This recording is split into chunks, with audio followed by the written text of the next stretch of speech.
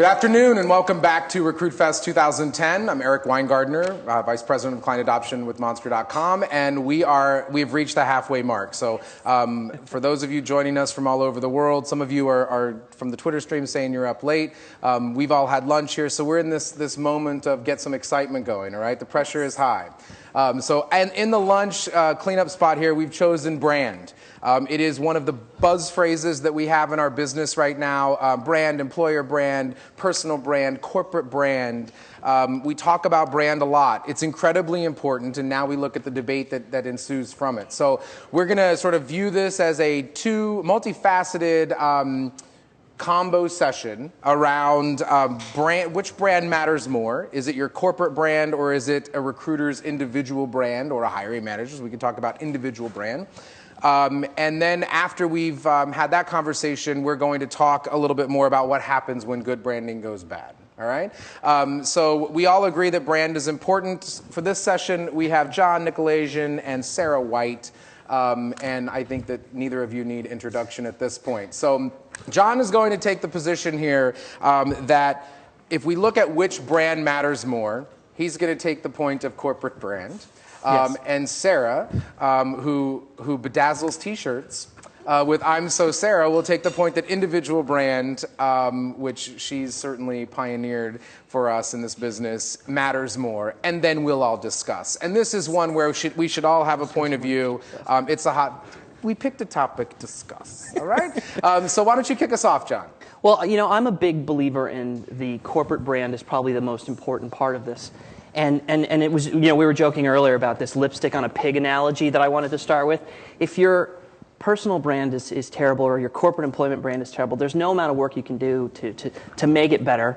But the corporate brand is probably the most important. And I forgot why I wanted to work lipstick in a pig there. It's just, it's the bedazzled. I'm like, I can't compete against the bedazzling. It's a good thing you have a corporate brand behind you, right? I know, right? But I think we've all been in a situation where certain hiring managers have a bias towards certain things. They want to see people from a certain company. They want to see people from a certain school.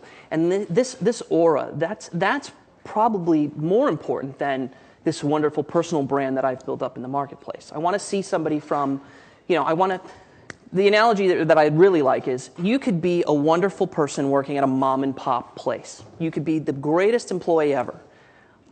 You could also be a jerk working for a major recruiting firm, a major consulting firm. Like, let's just say, I don't want to trash McKinsey, but let's just say you're a jerk for McKinsey.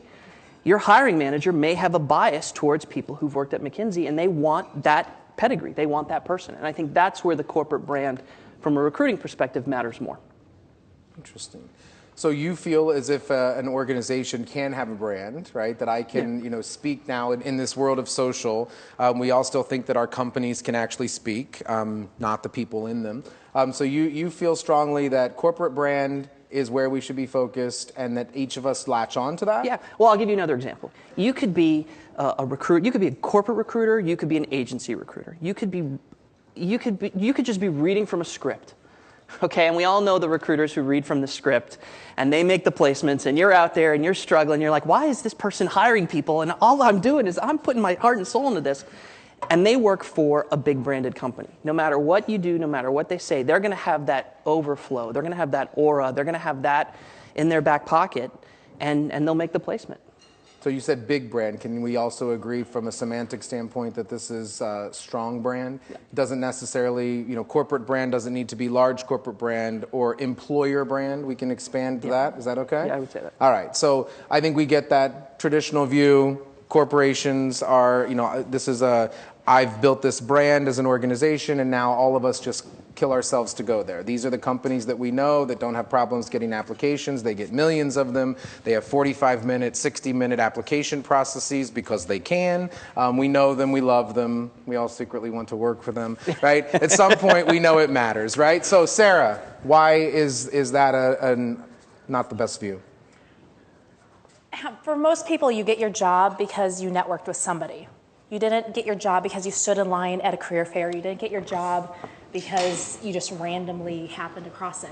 For most people, they get their job through networking with somebody they know, which is why your recruiters, your hiring managers, the individuals at your organization's personal brands do matter. And long before we started calling them personal brands, because there was this stuff called Twitter and Facebook and all the other things that are out there, everyone had their own reputation. And it was, is this somebody you want to work with? Is this somebody whose opinion you trust and value? And that's why we would make decisions. So when you actually go into an organization and you're recruiting somebody to come into your organization, they're not going to simply go there just because you have a good brand. They're going to go there because somebody they know and trust potentially has recommended it. So I'm going to let the most people get their job through networking thing slide for this point, but because I think from our conversations earlier, you know, we look at individual brands and the whole concept of social and branding as very emerging and early adopters. Absolutely. And you as a way early adopter of this stuff have built a brand. I think that most of us don't have one, don't understand one, don't even think about it, right? We're still there. So futuristic, maybe, right? What's your point on that? My only counter to that would be that if it's solely about personal branding, if that's all that matters, if it's just about personal branding, then why isn't every single job, and I'm going to go out and I'm going to apologize now, why isn't every single job on Monster or posted wherever, why aren't they all blind ads? Why isn't it John is hiring? If my personal brand is so wonderful, then every ad should be a blind ad. Oh, I agree with that. And I think to your point, how many of you, when you actually go through and you find a job on Monster or you find a job out there somewhere and you go to apply, then immediately go to your LinkedIn connections now to see who you maybe know it there? So again, we create this illusion of personal brand, but really everybody has one. It's just you. It's your network. It's who you are. It's the people you know. It's how you interact with those people. That's what a brand is. A brand isn't your Twitter handle on a shirt. Your brand isn't all of these things. It works. It's a nice brand. But it's one of those things that everybody has a brand, whether you know you have it or not. It's like a company saying that they don't have an employment brand. Well, of course your company has an employment brand. You maybe just don't manage it very well. So it's the same type of argument. It's semantics. It's catchy, cool buzzword things that we use now. So define for us how you define personal brand. I think there's going to be very different stages of personal brand. For a typical recruiter, HR person who is working in a corporation, they're not maybe out on Twitter, they're not out blogging, they're actually doing work. Let's be real, right? Fact. So for those people that are actually working on a day-to-day basis, that are making the difference in our companies, that are making the difference in our society, that are really doing things internally and keeping the world churning, their personal brand is the people they meet at networking events at night.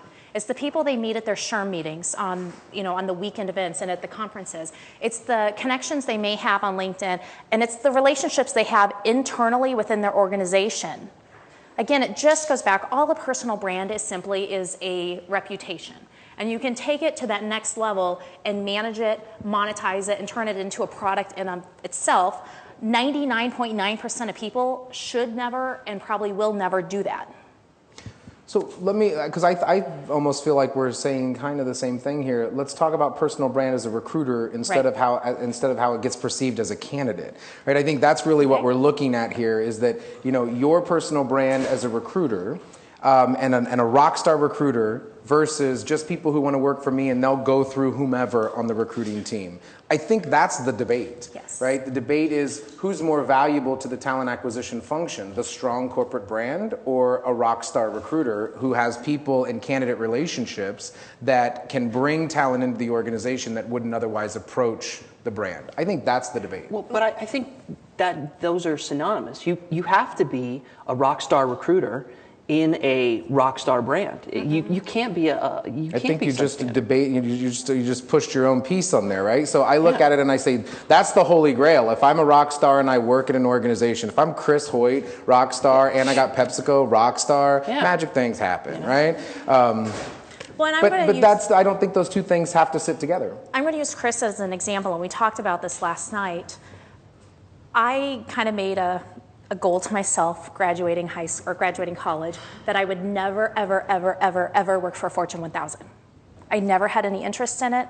I'll do consulting work with them, but I will never actually work for a Fortune 1000 because that's not where my heart was. I wanted the entrepreneurial environment. I wanted to be able to do all of these things, and it was never my perception. Well, I've known Chris for a number of years now. When he went to Pepsi, Pepsi has a fantastic brand. They have a fantastic, everybody knows them, they have all of these great things, but it wasn't until he got there and his personal brand started talking about Pepsi and why it was great to work at Pepsi, that it even opened my eyes and said, maybe I would work for a company like that if I was able to do that. So sometimes a personal brand can open the door into a corporate brand for some of the rock stars that would have never considered your company before. You buy that? I completely buy that, right? And I think that that's why we start looking at, from a talent acquisition standpoint, we've got to create rock stars, right? We need, I hate whatever term you want to use, micro celebrity, whatever it is. You know, people who, well, we're uncomfortable. We're very uncomfortable with this. You know, when I was running this and with you know, a large team of people who were responsible for recruiting, I really wasn't interested in them creating strong relationships because I worried more about them taking those with them, right? And the reality is they will. I can keep the contacts all day long, but the relationship sits with a solid, hardcore recruiter, right? Here's the contacts, goodbye, right?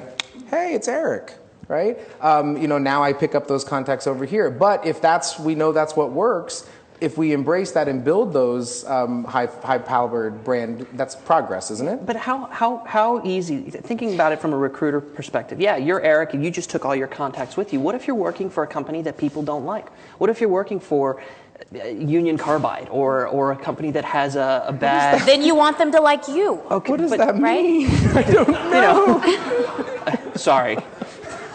No, I have nothing against Union Carbide. Bhopal,